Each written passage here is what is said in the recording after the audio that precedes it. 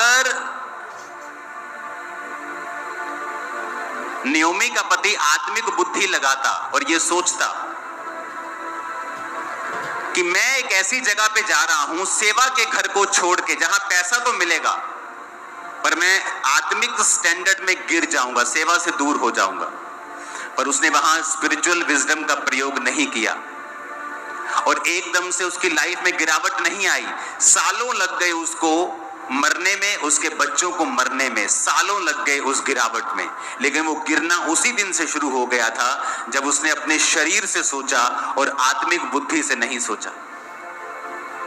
और रूत महीनों बाद बोअज से उसकी शादी हुई, लेकिन वो उसी दिन बढ़ना शुरू हो गई थी जिस दिन उसने अपनी आत्मिक बुद्धि लगाई थी और कहा था कि मैं अपनी सास के साथ ही रहूंगी ताकि मुझे यहोवा परमेश्वर की आराधना करना नसीब हो।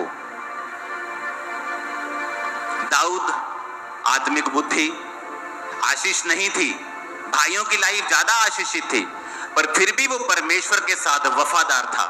आत्मिक बुद्धि। आज लोग पैसा मांगते हैं, मिनिस्ट्रीज में लोग बोलते पास्टर्स हमें परमेश्वर रास्तों को क्यों नहीं खोलता, क्योंकि तुम लोग कभी भी टाइथ नहीं बोते हो। इस दुनिया का सबसे बड़ा स्टेडियम, दुनिया का सबसे बड़ा स्टेडियम, लोग बोलते हैं गुजरात में, कोई बोलता है नॉर्थ कोरिया में है। अब रिकॉर्ड ब्रेक होने वाला है। दुनिया का सबसे बड़ा स्टेडियम नाइजीरिया की एक चर्च बना रही है, दुनिया का सबसे बड़ा स्टेडियम। और उस पास्टर की टेस्टिमनी क्या है? वो अपना पर्सनल टाइथ और चर्च का टाइथ दोनों निकालता है। कहता मुझे फिर लोगों की ओर देखने की जरूरत नहीं पड़ती, मैं वफादार खुदा के साथ रहता हूं, उसके पैसों के साथ रहता हूं और परमेश्वर मुझे सप्लाई देता है और असीमित सप्लाई देता है। कई बार हम परमेश्वर के वचनों को बाय फेथ अप्लाई नहीं कर पाते, जिसकी वजह से आप एक लिमिटेड सोर्स के अंदर रहते हैं। कई पास्टर्स को परमेश्वर सामर्थ्य देता है, थोड़ी सी हीलिंग होती है, तब वो बड़ी बड़ी मिनिस्ट्रीज को अटैक करने लगते हैं। परमेश्वर कहता बस अब मैं तुझे ज्यादा नहीं दूंगा। कई पास्टर्स की लाइफ में हीलिंग का वरदान है, लेकिन उनकी चर्च कभी एक लेवल से ऊपर नहीं जाती, उनकी अनॉइंटिंग नहीं जाती। क्यों? जैसे ही कुछ बड़ा काम वो करते हैं, सेकेंड डे वो दूसरी मिनिस्ट्रीज पे अटैक करना शुरू करते हैं। और प्रभु कहता है अगर मैं तुझे इतना दे रहा हूं और तू अटैक कर रहा है, अगर मैं तुझे ज्यादा दूंगा तो अपने आप को परमेश्वर समझ लेगा। इसलिए मैंने आपको कहा था कि जो सामर्थी लोग हैं वो हर बार जवाब नहीं दे पाते। 100 में से 99 बार, 100 में से कई बार 100 बार भी वो जवाब नहीं दे पाते। क्यों? क्योंकि उन्हें पता है उन्हें सामर्थ्य के काम करने हैं, वो नहीं कर पाएंगे अगर संसारिक लड़ाई झगड़ों में वो फंसेंगे।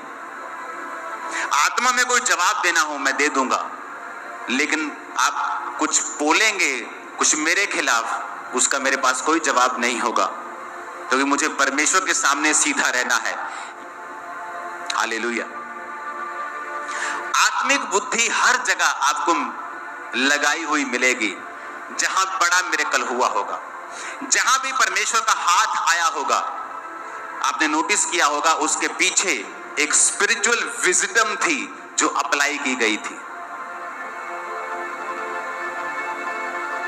नमान कोड़ी को कहता अलीशा जा 7 डुबकियां मार ले। आत्मिक बुद्धि से नहीं सोचा, शारीरिक बुद्धि से सोचने लगा, भाग गया। उसका सेवक कहा कितनी मुश्किल बात है, कर ले तो। आत्मिक बुद्धि लगाई, वो किया, बच्चे के समान स्किन होकर वापस आ गया।